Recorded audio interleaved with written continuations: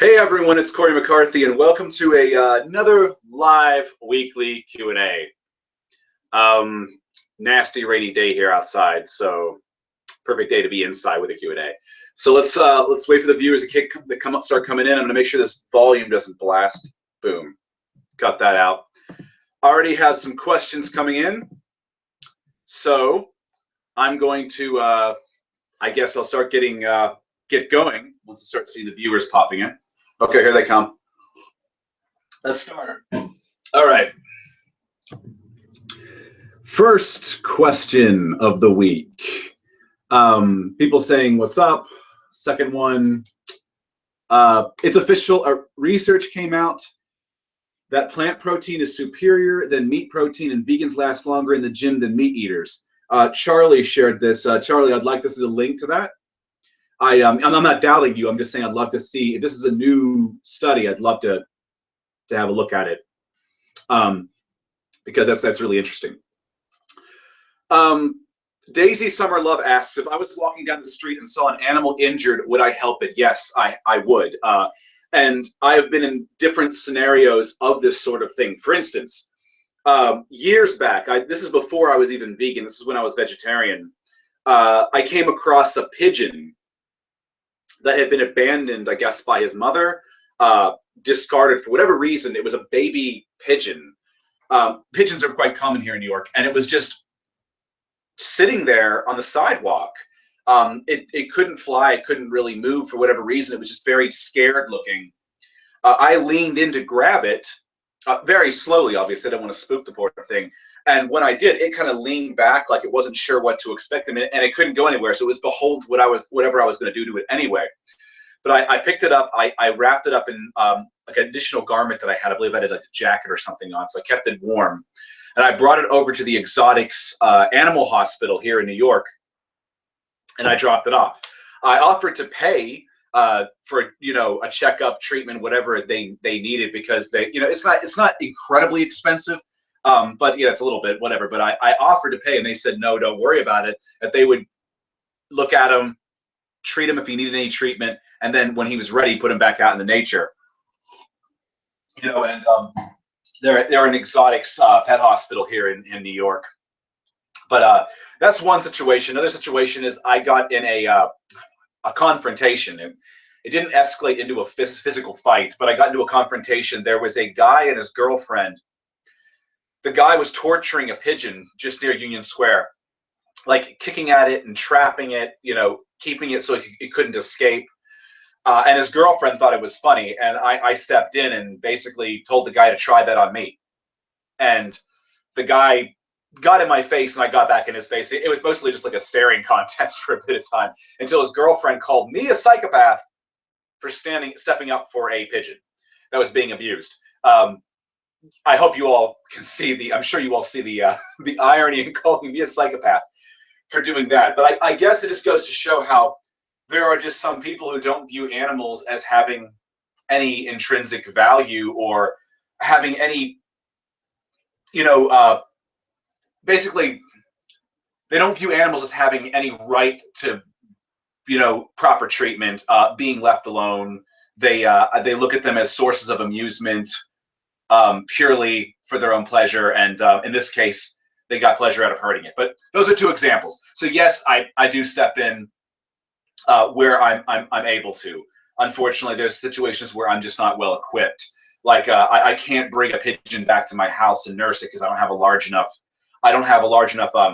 cages or whatever. I mean, I've had birds, but the birds that I've had are small birds, so I wouldn't be able to properly put a pigeon somewhere where it could feel safe, where it could feel comfortable, and not get itself hurt when I'm not home. And nurse it back to health, and then return it to nature.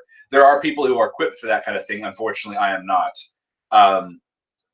Yeah, anyway, let's move along. Okay, how do you prevent wrinkles and zits? Well, zits can be a combination of diet. It can be a combination of a buildup. It could be a genetic thing, a buildup of a lot of oils in your face. Some people are more prone to acne breakouts than others. It could be an allergy. There's so many could-bes when it comes to zits and pimples and things like that. My advice is to clean to keep yourself clean. You know, hygiene can conceivably, aside from situations where somebody just has prone to it genetically, hygiene can go a long way in preventing zits and pimples, by keeping your pores clean, cleansing your face. I'm a big believer in cleansing, moisturizing, the whole nine. I don't just shower, but when I shower, I use like charcoal detoxifying soaps that help extract the shit out of the pores, basically. And then I also cleanse, and I also put on moisturizers. Now, I still get pimples too. Like, I mean, if my diet was a little erratic at some point, or let's say I have a cheat meal or something, and it's something my body wasn't really used to, it sometimes purges itself through the pores, and I get pimples. But I don't have bad breakouts. And again, I'm not really genetically prone to that either. So I would say take care of yourself. Everyone should have good hygiene. That's just part of taking care of yourself, having self-respect, in my opinion. Let's see here. What do you think men are less likely to be vegan than women? Is it because men think being vegan is beta? I think that's part of it. I think that there's a couple things I would say. One, I think it is the beta thing. I think it comes down to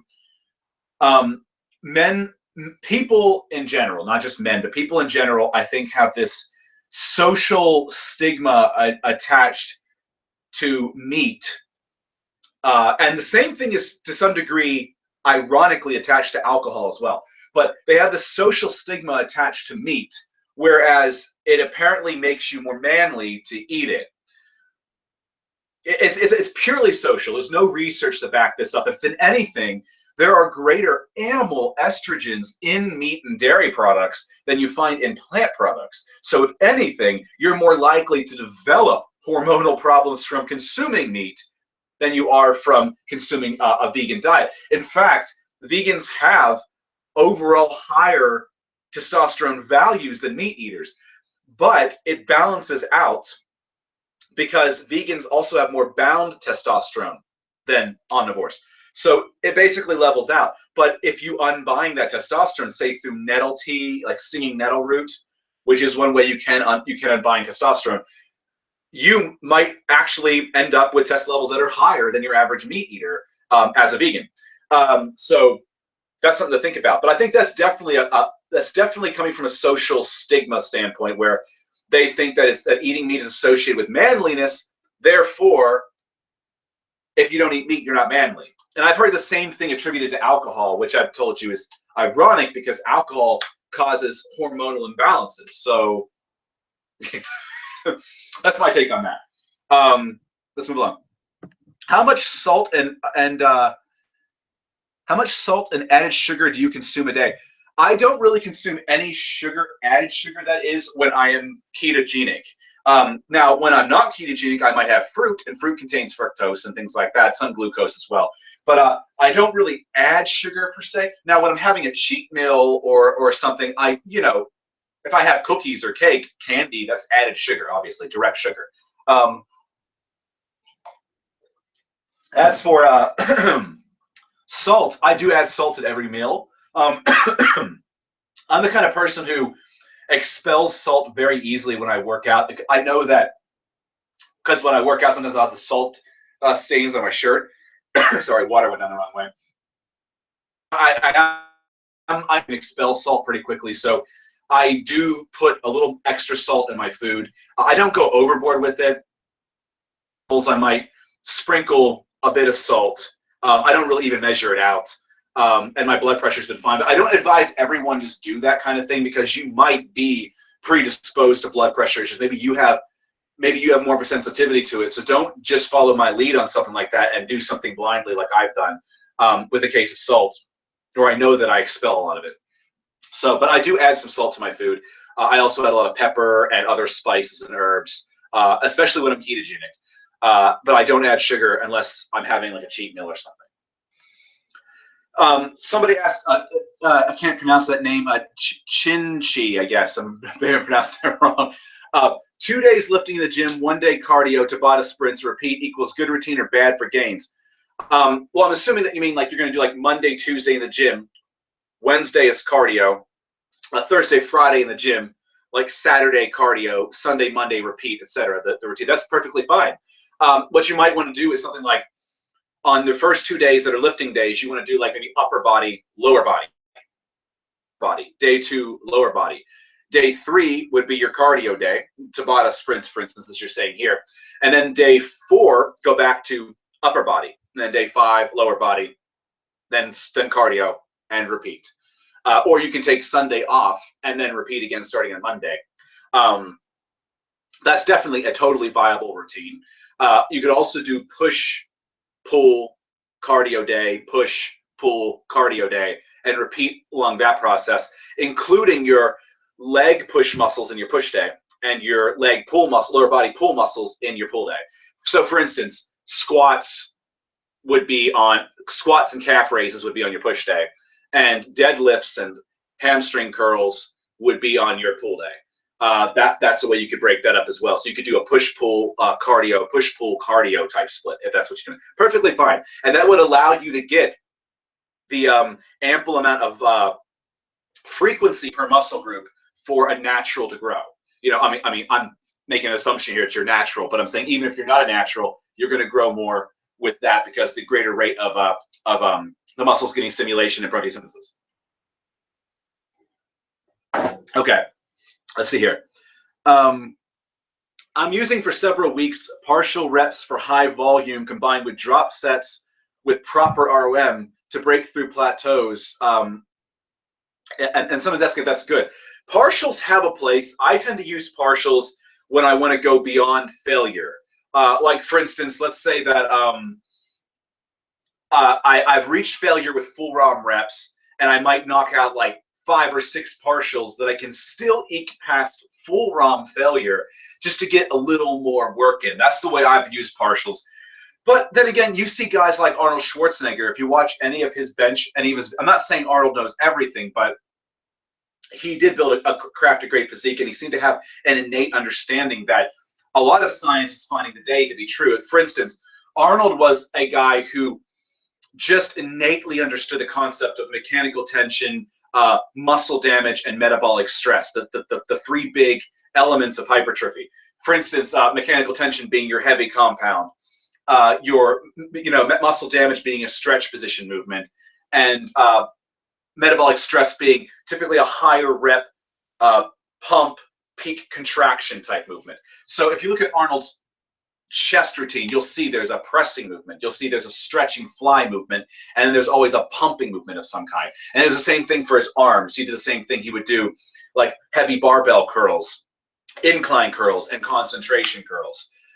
So you'll notice that he had an innate understanding. So getting back to what I was saying, Arnold did use partials. If you watch his bench press videos, like he would rep to failure or close to failure with partials, and then he would rest the bar down at the bottom of the movement just for a couple seconds, and then he'll push back up the full ROM, and then back down again, and push back up the full ROM. I remember seeing that a few times. So, there's other ways you can use partials too, but personally, I use them as ways to move beyond failure. I feel that if you're mostly focusing on partial, you're not working your strength through a full range of motion, which can open you up to injuries. That's my feelings on the matter. Have I watched Clarence Zero? Yes, I have. I finally have gotten around to watching his stuff. Some of his lifting videos. In fact, I commented on one and sent some kind words over to his channel. I think it's awesome that he's doing Olympic lifts as a vegan. Why is doing push-pull leg split bad for a long period of time? There's nothing wrong with it. It is a large amount of frequency. So look at it this way. If you have the 6 days every week in the gym to do that, if you have the time for that, that's great. Push-pull legs is excellent. If you're going to do push-pull legs, rest, and then repeat. If you have that kind of time, but a lot of us don't have that kind of time. So we need to we can only spend less time in the gym. We still want decent results. So that's why upper, lower works so well, because it's a 4-day split, leaving you 3 days that you can have off to rest and work on other things and spend time with family or whatever. We don't all have the luxury of being, I guess you could say, full-time athletes, in other words. So, but you can still make push-pull legs into a 4-day split. You can do a push day, like I was saying earlier, push day with your leg push exercises, and a pull day with your lower body pull exercises, and split it up that way. I have a 4-day split that way. But there's nothing wrong with push-pull legs. In fact, it's great because it's extra frequency. You're hitting everything twice a week. Okay. Crispy Slick asks, hi, Cory, 2 questions. How do I find out what weight I need for each single exercise? And is it a waste of time to go to the gym 2 times on the same day? Waste of time is completely relative. That's up to you. It's a subjective thing. Like, do you have the time in your day to go twice? I personally wouldn't. You know, if you have the time to spend like maybe a half hour to an hour in the gym twice a day, it's not going to hurt you. I would advise that you train different, you know, opposing muscles that are opposing each other. For instance, like if you do chest in the morning, maybe do triceps or something in the evening, or delts in the morning and legs in the evening, or the other way around, whatever. That way you're not really affecting the recovery of the muscle you worked earlier in the day. That would be my advice for that. Now, that was your second question. On to your first question. How do I find out what weight I need for each single exercise? That's a matter of doing it. You can estimate to some degree, especially if you have some familiarity with lifting. And you know that, say, for instance, with, I don't know, let's see, deadlifts, that you can do 5 reps with, say, 500 pounds or something. So let's say you know your number with deadlifts, but you don't know your number with rack pulls. Well, considering a rack pull typically is 75%, depending on where you place the pin, 75% of your deadlift range of motion, you can find a good starting point by estimating 75% of your deadlift weight. Or sorry, you can add an extra 25% to it because you might be able to do more weight that way. But you can base it on your deadlift weight. By just giving yourself that extra 25% because of the range of motion difference. You can make maybe perhaps an extra 25% weight increase there because you're doing less ROM. That's one way you can do that. Now, if you're new to an exercise, you've never done it before, you got to kind of just do it. My advice would be conservative. Like, don't go in and do something purely out of ego. So if, like, for instance, if you're a first-time squatter, I don't care how powerful you might think your legs are. Maybe if you're a guy, start with a couple 45s. Like, put a 45 on one side, so 90 pounds of plates on the bar. Start with that. Now, you're probably going to get more than the reps that you want to get. But what you can do then is you will know where your number essentially is. Now, the way I estimate weight based when I have some kind of base number to work with, what I do is if I'm targeting, say, 10 reps and I just got 15, what I do is for every 2 reps over, this is, I've found works very well even with my clients, for every 2 reps over the target I'm going for, add 10 pounds. So on a barbell, you would just, you know, slap on a couple 5s on either side. With dumbbells, you would obviously maybe grab a extra 5 pounds on one side, extra 5 pounds on the other side, and so forth. So for 15, you'd have an additional 20 pounds, you know, because you want to get from 15 to 10, you put an additional 20 pounds on, and plus an additional 5 because of the extra rep in there. You know, 1 rep would be equivalent to 5, so you slap a couple 2.5s on the end of the plate with the extra with the 10s that you put on already. That's how I usually find my number. Is I go by every 2 reps over my target, add 10 pounds. Every 1 rep over, 5 pounds. Now, in some cases, you can't do anything. Like, for instance, if you got, let's say you were going for 10 reps with dumbbells and you got 11, I would wait until I got 12 to slap an extra 5 pounds on my dumbbell weight. Otherwise, I'd run the risk of maybe getting 9 reps instead of 10 the next time I lift. And if I'm targeting 10, I want to get 10, you know, unless I'm targeting a range like, you know, 8 to 10 or something. So that's how I find my weight. Hopefully that makes some sense to you. It is the same thing in reverse. If you're getting too few reps, you either decrease the weight. And again, I would decrease by, if I got two reps too few, I would decrease by 10 pounds. If I got 1 rep too few, I would decrease by 5 pounds. Hey, Cory, I'm always hungry when I try to eat vegan and plant-based. How can I stay satisfied with a plant-based diet?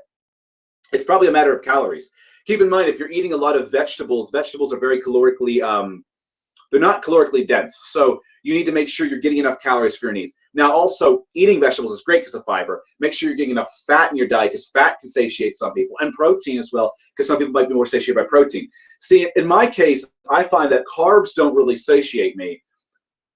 Protein do. This is why I find that keto diets are great for cutting, because higher fat intake, moderate protein intake, or moderately high protein intake keeps me satiated during the days that I'm ketogenic. Anyway, moving along here. Do I implement concurrent periodization into my workouts, and what is your thoughts on the matter? There has been research on periodization. I use nonlinear, and nonlinear is what I recommend to all of my clients as well. I use a nonlinear periodization. There's different ways you can apply nonlinear. You could do it in a weekly basis. Like, for instance, on a weekly basis, maybe I might do lighter weight work at the beginning of the week, and then heavy ass work at the end of the week. Another way you could apply it, for instance, to give you another example of a routine that's nonlinear, would be FAT by Lane Norton, P-H-A-T. That is a nonlinear routine. Another way you could apply nonlinear would be, for instance, you do a week of, say, 8 to 10 reps, and the next week you do 12 to 15 reps, and the following week you do 3 to 5 reps, and the next week you do 6 to 8 reps. So you're like zigzagging. That's another way you could do nonlinear periodization by but over the course of weeks, opposed to within a single week. And nonlinear has been found to be the best form of periodization for muscle growth.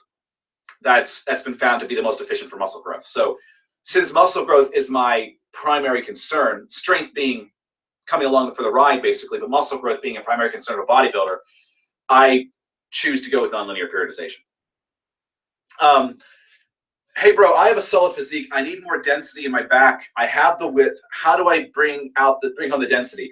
Part of it is genetics. Okay, some people just have a better propensity for thickness. Some people have more propensity for width. I'm the kind of guy that it depends on the body part too. Like, for instance, with my delts, it's hard. Getting width is really hard. But getting the thickness is so easy. Like, my front and rear delts develop so easily. It's my damn side delts that, don't develop as quickly, or don't pop out or cap as much as the other two. And even my rear delts don't cap the same way that my front delts do. No matter how many lateral raises I do or whatever I do, it only gets a little bit better, but not in the significant sense that some people experience. So it's partly genetic. It also could be that you need to add more rowing exercises. Perhaps if you're doing 2 back days a week, I would suggest one day you focus on your width type movements, like your pull-ups, or pull downs. Even deadlifts are really good for your lats. Then on the thickness day, I would focus more on rows, like pendlay rows, bent over rows, dumbbell rows, whatever. These are all things you could use, T-bar rows. They can help you build some thickness in your back. So you can split it up by having a width day and a thickness day. Now, you're still going to hit your lats to some degree on the rowing day, just as you're still going to hit your middle back and your traps on your width day to some degree, although not as big a degree as you will hit your lats on the rowing day. So rowing movements do smash that middle back. EMG studies have shown do smash the middle back muscles and your lower and middle trap muscles more so than horizontal movements. Vertical movements. Your horizontal movements are going to, I'm a little tired today. It's been a long morning. Shitty weather too. But yeah, your horizontal movements are still gonna hit your lats. So even bent over rows will hit your lats to a great degree. But your pull-ups won't really hit your middle back to quite the same degree as rowing will. But they'll still get hit to some small degree. Do I do warm-ups and stretch? Yes, I do. I don't stretch static before I lift. What I'll do is on leg day, I take a walk. Being in New York City, it's pretty freaking easy. So I'll walk, I'll take a long walk to the gym. I might get a different subway stop and I'll walk a longer distance to the gym to get my blood into my legs. I feel it's a functional way to get my legs ready. on days that I'm doing my upper body lifts, what I'll do is I'll start with a lighter weight set, and I'll go through the movement, getting my mind muscle connection fired up, feeling the contraction, getting the blood into the area. And you guys are going to see this too in the books that I release. Members of the Vegan Muscle Academy will see it in the programs that I have there already. That I like to start with a higher rep set that I tell you guys to start with. I tell people to start with a higher rep set to get. It serves multiple reasons. One is metabolic stress. It's extra metabolic stress, which is a function of hypertrophy. It's an element of hypertrophy. And two, it gets the blood into the muscles. It gets your body working into the movement for that particular muscle group, and it can help prevent injury as well. So I do warm up and I do stretch. When I've gotten into a fight, have I always used proper fighting technique, and did my form break down from a time due to a rush of adrenaline? No fight, no matter how skilled the person is usually very pretty. Street fights we're talking about here. Now, if you're in a tournament fight where technique is going to count, you're a little more mindful of it, but you're also in a controlled environment, even if you're getting hurt in a full contact fight. But in a street fight, yeah, I mean, technique can break down. This is why you want to practice your technique. The reason for practicing is to get good at it, to ingrain it into your memory so it becomes second nature. And that when you use it in a fight scenario, you just reflexively go to the technique. You don't have to think about it. You can bypass that adrenaline rush, that adrenaline dump, that tunnel vision, because you just react. You're trained to react. So that's how that works. Yeah.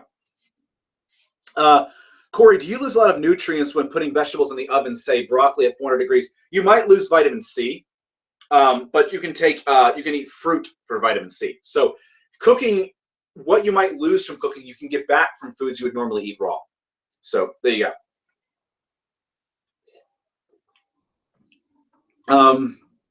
If I want to work out specifically to become an arm wrestler, is it helpful to increase the duration on muscles like forearms and biceps, or is there a universal duration that's maximally efficient? I would do a little extra forearm work, and I would also just practice arm wrestling. Practicing what you're doing along with your weight training, your cross training, so to speak. I would do both. But yeah, you want to work on it. And, I would do a lot of hammer curls.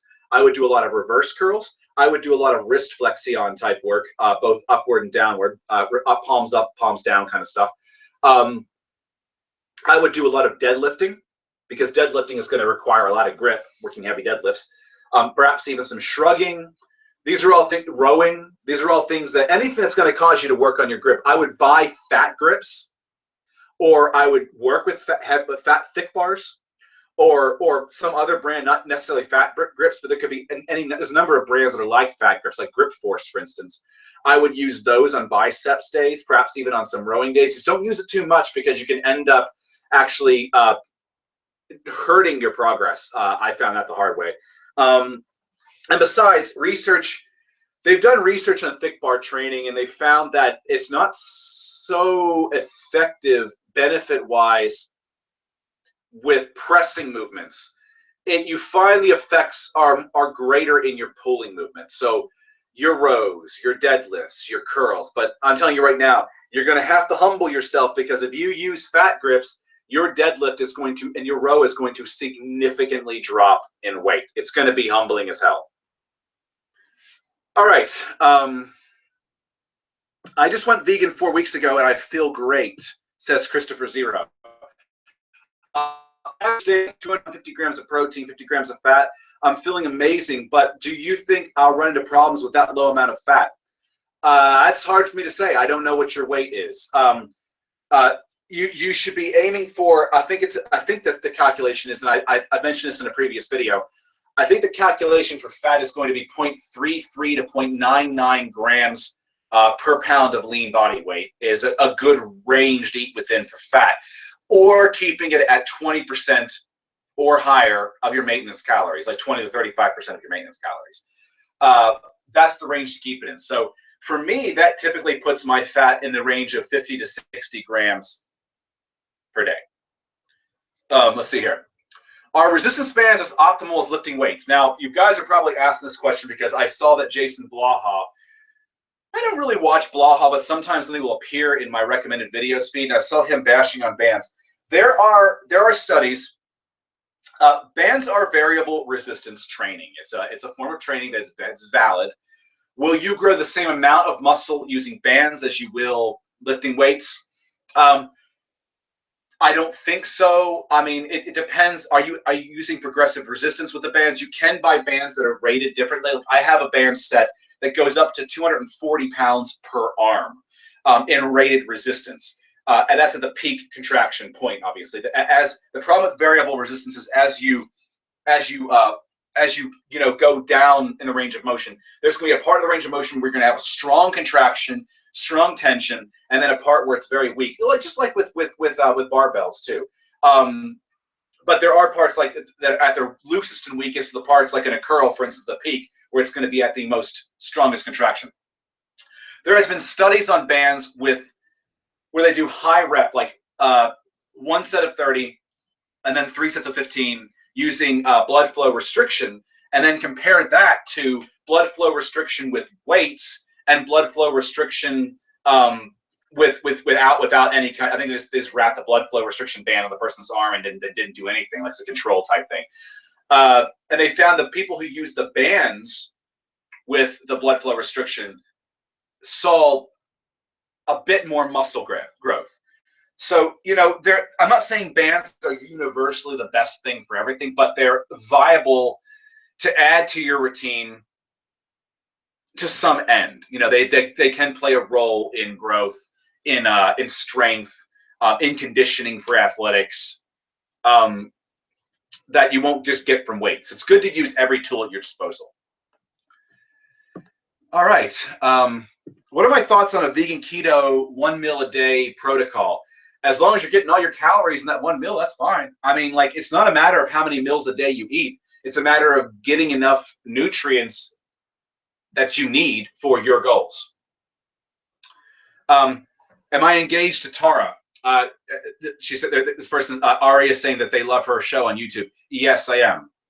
I am. Best movements to prevent impingement syndrome. Really, it should be like, what movements should you not do to prevent impingement syndrome? And I did an episode where a video where I was talking about how wide grip pull-ups and underhand grip chin-ups are big no-nos because they put you at risk for impingement, where you might want to consider rather a shoulder width grip pull-up or a neutral grip chin-up or a slightly like curved grip, like kind of like if you're holding an easy bar, but there's some pull-up racks that will have a curved area where you can do chin-ups with a curved, simulate a chin-up with a cambered bar. It's kind of like a chin-up with a cambered bar. That's fine too, because it reduces the stress of the rotation of the shoulder blade when you're doing the chin-up, which is what can cause the impingement risk. So I would stay away from wide grip pull-ups. I would stay away from underhand grip chin-ups that are just straight like this. I would be careful with upright rows. It can be a risk. I would be careful with behind the neck pressing, depending on how low you go. If it feels natural to you, some movements you just need to be careful with. Take care in performing them. But it's not every exercise is going to cause an impingement. And you can also help strengthen the rotator cuff muscles by doing internal-external rotation type techniques as a warm-up. I would do them like the cable section, for instance, or you can just lay down a bench and do them with dumbbells. Just make sure you're working against gravity. Hey, Cory, did you check out that probiotic skincare line, Mother Dirt, created by Oxford scientists? I'm going to continue harassing you until you do. You're going to keep harassing me because I have forgotten to do it, to be honest with you.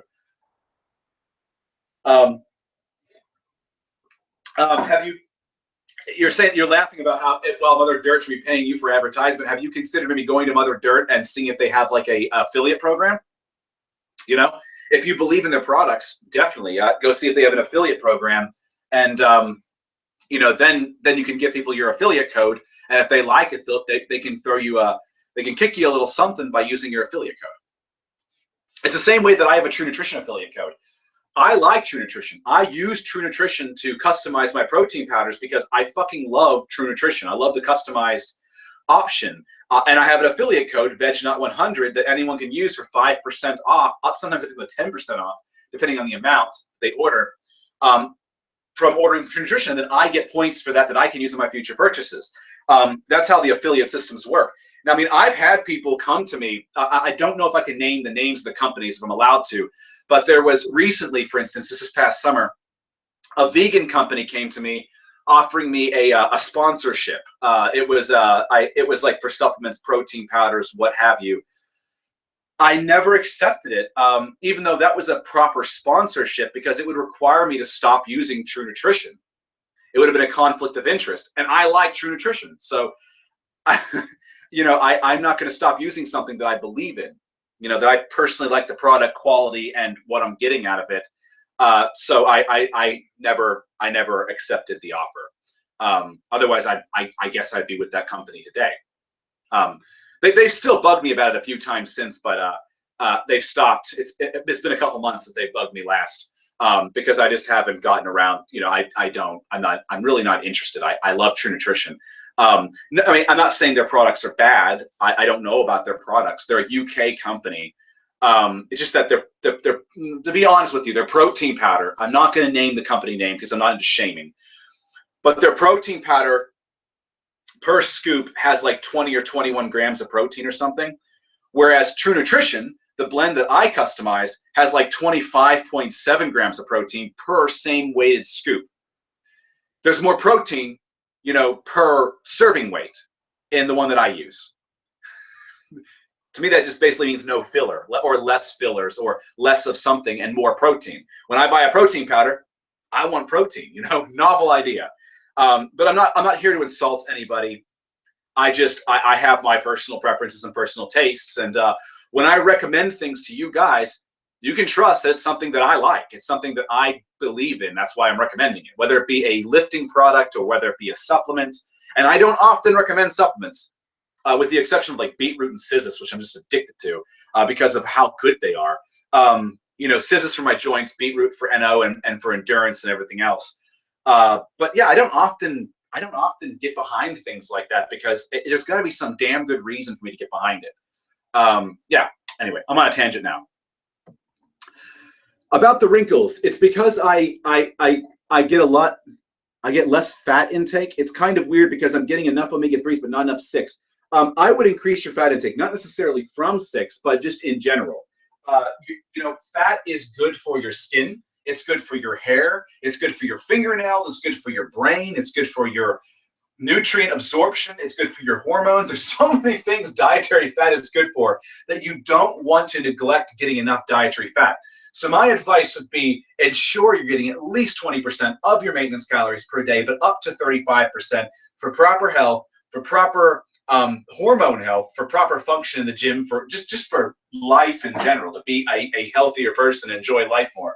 Because I can tell you right now, if your health declines or your hormones are bad or whatever, you're going to get less enjoyment out of life. You just will. It's just how it is. So take care of yourself. Really, your body is a reflection of that inward health pushing outward in a lot of ways. I know that sounds really cheesy, but it's true. A lot of times the skin will reflect something that's fucked up inside the body. Even if it's a temporary fuck up, it's going to reflect that there might be a problem. So keep that in mind. The skin can tell you a lot about yourself. Your eyes can too. Eyes can tell you a lot about a person's health. Like, if they're looking jaundice, etc. There are things that can tell you there's something wrong on the inside. So pay attention to your body. Your hair can do the same thing too. Is your hair thinning? Is it a genetic thing? Could it be your diet?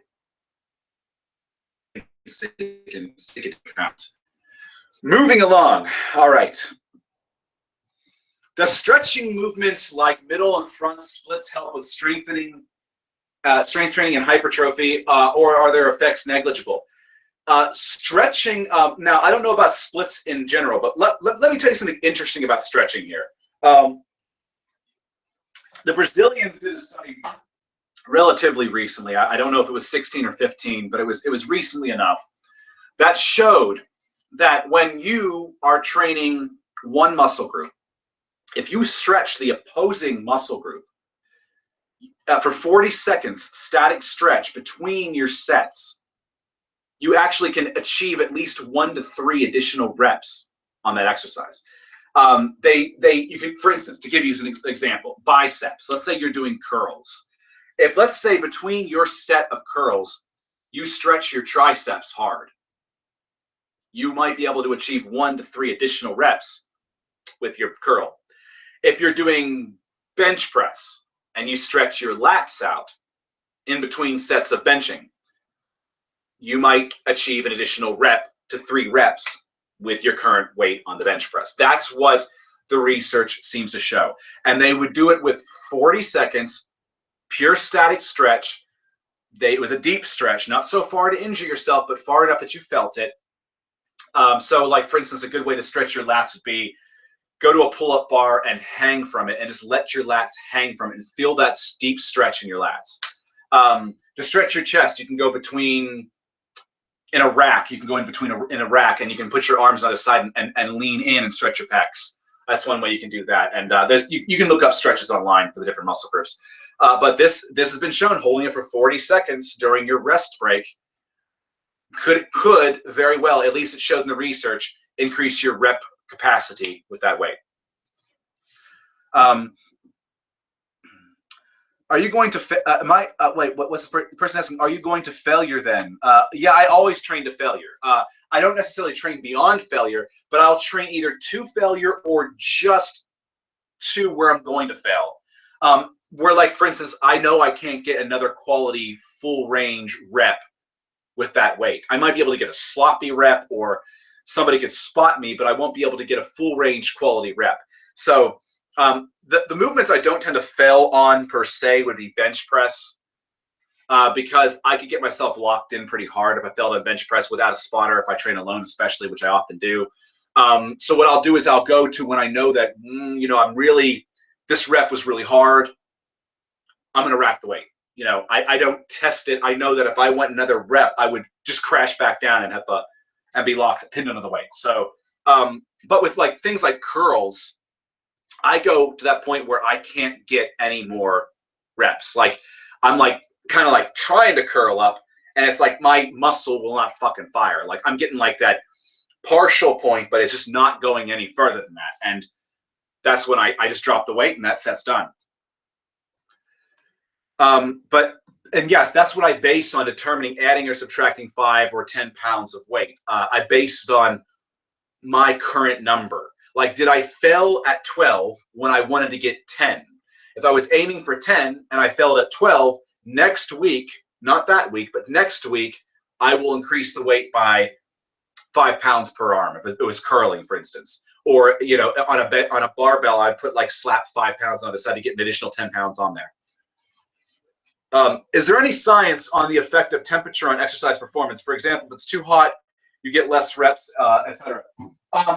I do believe there is. I will have to look back into it more. I think there's some benefit to training in warmer environments. Again, I will have to look into this more. It's an interesting point it's an interesting question you got brought up there.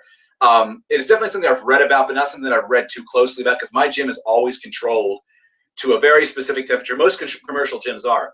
They are at one temperature pretty much year round. Like they remain like it's 60 to 70 or whatever it is year round, and there's not much fluctuation unless their central air system gives out or their heating system gives out or whatever. And then a lot of times, some gyms, if their temperature control gives out, they close the gym for the day so they can get it repaired, because you might have clients that might be harmed by that. So. Let's see here. 5 by 5 versus 3 by 12. You're going to get pretty much the same benefit muscle-wise. You're just probably going to build more more strength with 5 by 5. But muscle-wise, it'll be the same, because you're getting an accumulation of either 25 reps or 24 reps. So you're getting the same cumulative volume. But because you're working with a heavier weight in 5 by 5, you're going to find that your strength will progress faster. So 5 by 5 would be superior to 3 by 12 in that sense. Not to say that 3 by 12 doesn't have its own benefits as well. Like, that's a good range to get to work on a good peak contraction, a good pump, and that is good for metabolic stress, which is an element of hypertrophy.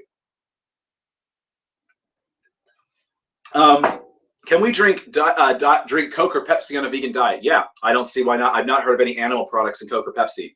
I mean, health-wise, you might want to consider a better alternative. Maybe, you know, I personally just stick to water, coffee, tea. I might have some sparkling water if I want that fizzy kind of feeling in my mouth, but I stick to mostly water, coffee, and tea and things like that. Cory, for some reason, I went vegan. My lifting numbers went down by 10%. I'm eating the same number of calories and sleeping well. Do you know what might be wrong? You can be eating the same number of calories, but is your protein the same? Is your fat intake the same? These are all things that you might want to consider, because I didn't have that problem. I continued with my progression as if I never changed diets. Then again, I was going from vegetarian. So in my anecdote, you could argue that I wasn't that far off, but I was consuming a lot of eggs and dairy at one time. Well, mostly in the form of whey, before I went vegan, right before I went vegan. So, you know, while I wasn't eating meat, I was eating eggs and dairy, but you know, I didn't experience any kind of drastic change in my, or any change in my strength. I just kept progressing. Like, it's as if I just walked through one door from one room into another room and just kept walking, like nothing changed. I just made sure that I was eating enough fat and protein for my needs, just with vegan foods instead.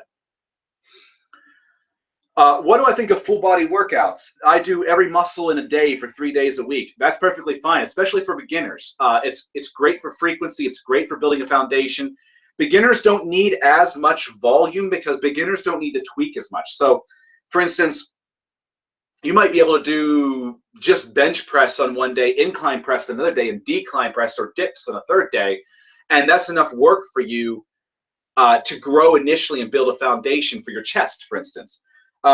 Whereas a more advanced lifter might need to work in things like, you know, incline dumbbell presses and flat flies, and that they might want to work with the 3 different mechanisms of hypertrophy as they advance and build more volume. Their body might respond to more volume. I find that as well. Like, there was a time just 3 years ago that I couldn't really handle more than about 24 sets per session.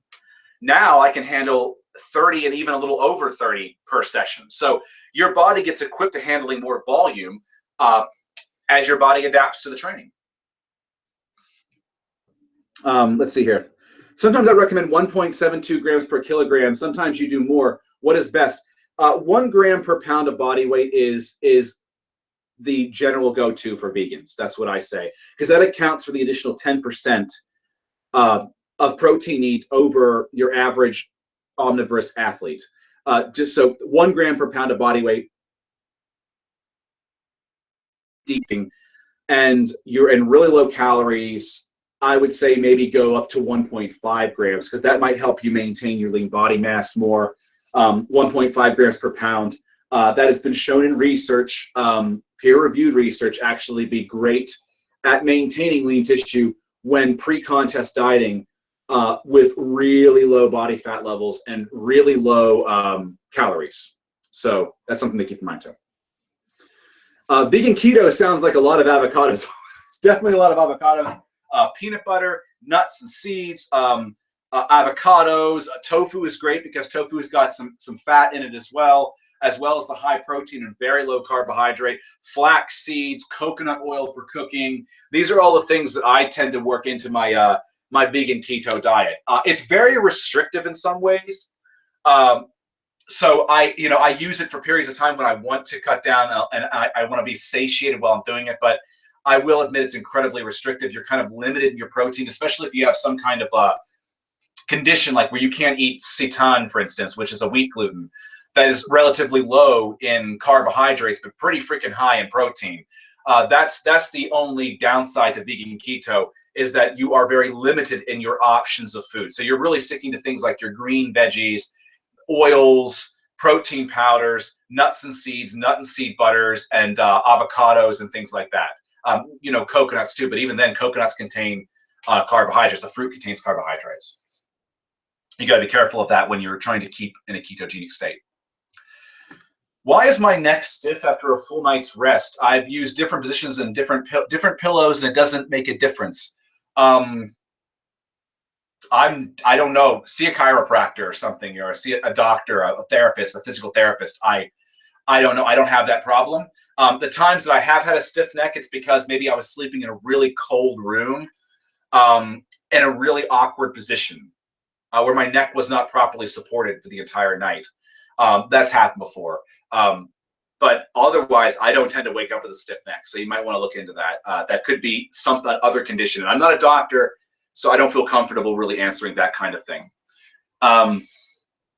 Worst diet ever, someone says. Well, I mean, some people don't like it. Dr. Greger even changed his tune on it because he found that vegan keto actually can reduce fat and can reduce cholesterol compared to a non-vegan version of the diet. So it's really up to your tolerances and what you would like to do and what you react best to. Some folks just don't like keto. It's another tool in the tool shed. It's not the best thing in the world. It's not the worst thing in the world. And if you're epileptic, it can change your life. It can make you have a better quality of life because epileptic patients are prescribed keto diets to improve their quality of life. There's a lot of medical research on this. It's in medical journals. In fact, I believe that's why the keto diet was invented. It was originally created for epileptics. Anyway, do you think it's possible to go Super Saiyan? Well, maybe if you took a lot of drugs, you might feel like you're going Super Saiyan. Maybe some combination of cocaine and, like, I don't know, a steroid or something. But yeah, I mean, we all have those days where you go in the gym and you just fucking like kill it. You just fucking kill it. You know, I had one of those last week on my leg day. I had a leg and shoulder session, and I don't know, I just fucking felt amazing through the whole session. And then when I left, I just felt like I was on top of the world. It was an excellent session. I just had one of those sessions where it was like the perfect storm, where everything just fucking aligned. It just felt aligned. It felt perfect. I was strong in all my lifts. I felt powerful and energized in all my lifts. And I just had a great positive feeling. And I came out of the gym just completely floating is what it felt like. It was so great. Doesn't always happen like that. Sometimes I go to the gym and I just feel that was a good session, you know, nothing spectacular. And sometimes I go to the gym and I'm like, well, that was a fucking shitty session. I feel tired. I feel like shit. I didn't sleep enough last night, or I'm under stress or whatever. Sometimes you just have bum sessions as well. Maybe you're coming down with something sometimes. So have I ever broken a man's jaw? I have broken people's noses. I've broken people's ribs in competitive fighting. I broke a guy's nose in the street one time. But in competitive fighting, I have broken people's ribs. I don't think I've ever broken someone's jaw that they've told me about or that I noticed. But noses, yeah. A finger, yeah. I broke a guy's finger who blocked wrong. That was his fault, though. And rib cages are easy to break. If you do any kind of competitive contact sport, even like football, you probably have suffered a broken rib cage or bruised rib cage at some point in time in your career, or your time doing that particular sport. It's very commonplace. It sucks because it sucks to breathe, but it's commonplace. But you know this kind of stuff going into it. So, but am I going to brag about breaking someone's shit? No, I mean, there's no reason to brag about that. In competition, it's just a factor. It's just a factor. It happens. You know, it's part of the knockout. I mean, I don't want to hurt somebody, but they're there for the same reason I'm there, and I could just have easily been the one that's being hurt, and I have been the one that's been hurt before. On the street, I don't particularly want to hurt somebody either, but if somebody's attacking me, I want to end it as fast as possible. And if that means that I have to break something to make it end quickly and just get out of there and not do excessive amounts of damage or be left in no position but to do excessive amounts of damage, you have to do what you got to do. You know, street fights should be over quick. You don't want them to last. You know, you don't want them to drag on and on and on and then run other risks. You want it to be over, and you want, if it has to happen at all, you want it to be over and done and go. That's just how it should be. Anyway. Let's see here. I've been vegan for 2 years now. I fucking love your channel, and you are a big reason why I'm still vegan. I started to fuck up the diet, and your videos helped me get out to a ridiculous degree. Thank you. I thought you were going to ask a question, but you're welcome. You're welcome. Cory did a video on, okay, they're talking amongst themselves. A lot of people are talking amongst themselves. So What do I recommend for fat intake? 20 to 35% of your maintenance calories. So you can go by your resting maintenance. If you're not somebody who's intensely physically active, if you're somebody who's very physically active, go by your maintenance for your muscle weight and your activity level. So whatever that might be. For a lot of folks, that's about 14 to 16 calories per pound of body weight per day. Lean body weight's more accurate, and then you base 20% on that. My advisement is, if you don't really know what the calculations are, maybe go with 0.33 up to 0.99 grams, and that's 0.33, 0.99. So 0.33, 0.99. I want to make sure I emphasize that, so you guys don't do like 3.3 or 3.3 or point something like that. You mishear me. Based on your lean pounds of lean body weight per day, that would be another accurate way that you could do it. And you can get your body fat tested with calipers for a general basic testing. It's not exactly accurate. It might be 5 pounds, 5% off here or there.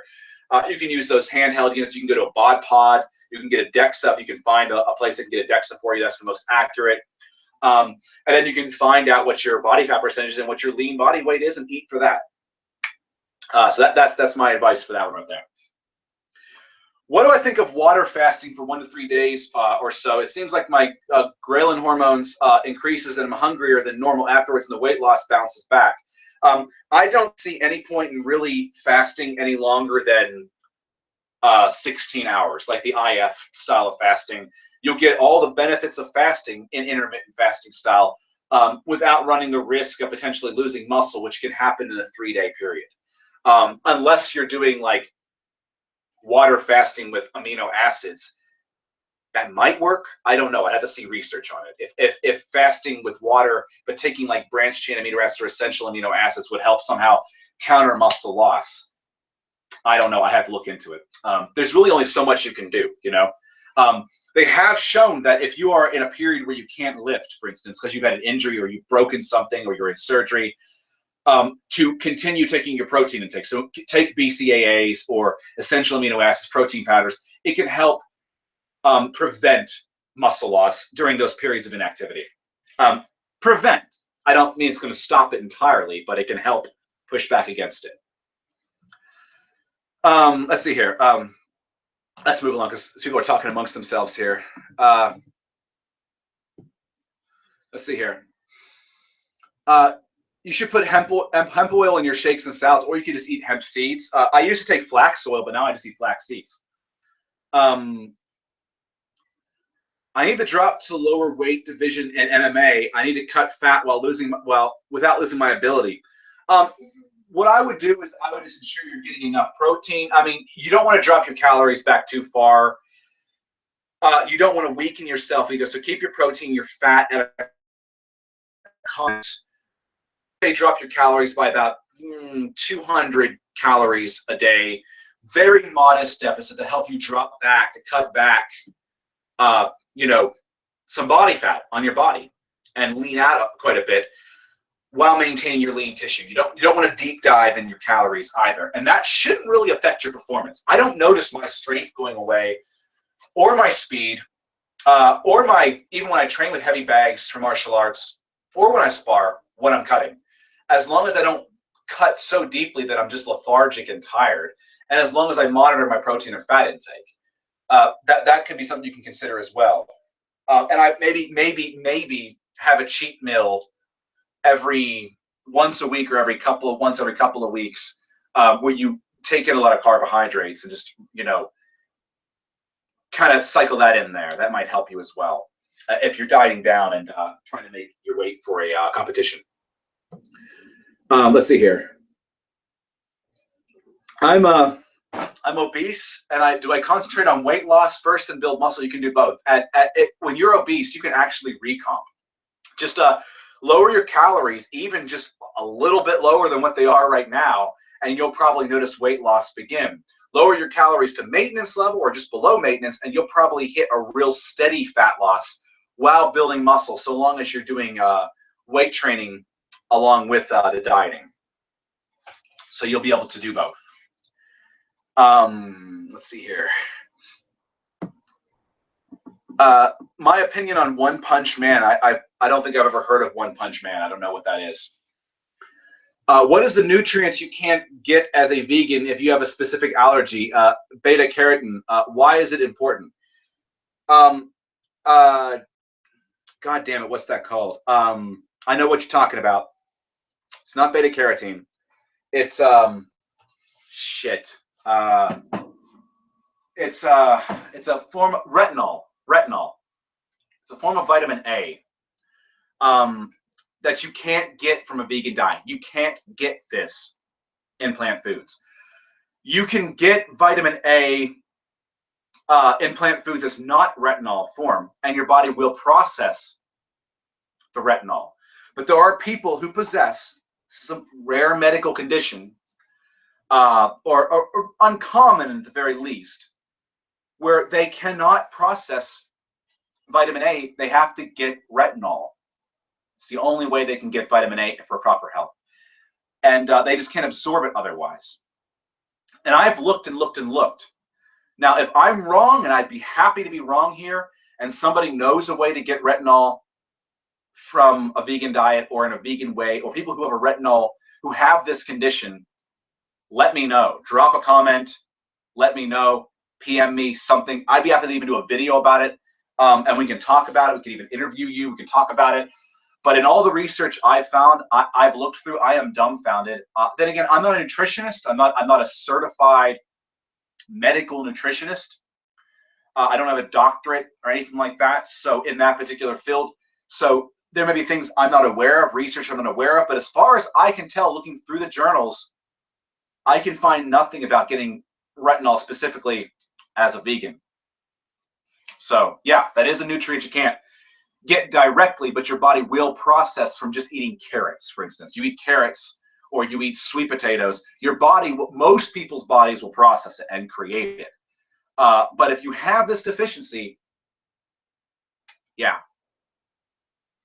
you might not be able to be vegan. You might have to take a supplement that's animal-based just for your health. If you want to eat vegan otherwise, you might be in that rock and a hard place where you have to have that one little thing in your lifestyle that makes you not vegan, like that supplement, you know. But it doesn't mean you can't do everything else to the best of your abilities for the animals and for the environment if you are in that uncommon, unfortunate scenario. But like I said, it's very uncommon. It's very uncommon. From what my understanding, from what I'm reading, it's very uncommon. Anyway, thank you for the video on the 5 myths about the vegan diet. That cleared up a few notions that I had for some time. Cheers. You're welcome. I thought that was very important to put out there because those are the most prevailing and common beliefs that I think are hurting people. They go vegan, they do this raw dieting, or they do fruitarianism. They end up getting sick or getting fat or both or something, and they don't understand why. They blame it on veganism. And it's not the fault of veganism, it's the fault of following a fad diet, you know? That's why I don't like Fully Raw Christina, who isn't even really vegan, for fuck's sakes. Fully Raw Christina, I don't even know what the fuck her real name is. Christina something, whatever she is, whatever her name is, she wears suede. She's been photographed wearing suede and leather, you know, because, well, she claims somebody bought it for her, but somebody wouldn't even buy me an animal product because they all damn well know I don't wear them. Like my family, my friends, my significant other all know that I don't wear that kind of thing. My significant other is vegan, so I don't have to worry about that with her, at least. But yeah, I mean, it's very clear. I make things very clear. Anyway, are pre-milled flax seeds useless? I know they oxidize. Yeah, I would grind your own. I have read they oxidize. I have a coffee grinder, and I pour my flax seeds into that, and I grind them up. Anyway, guys, I've got to cut this one off at this point because my computer's dying, and I've got a lot of things to do this afternoon. But every Sunday I do these, so you know, hit the subscribe button below. You know, be ready for the one next Sunday. Get on my mailing list if you aren't on it already. If you go down below to the free protein shakes PDF recipe book, the PDF, it's down in the description down below. You can click on that, and that'll get you right on my mailing list. And you can find out, because I always send a newsletter around saying we're going to go live with the Q&A. You can also go down and join me on my Facebook page. You can click on that and like that page, join on that page there, and I put a notification on that when I'm going to go live with the link. These are all the ways you can stay connected every week for the weekly Q&A session.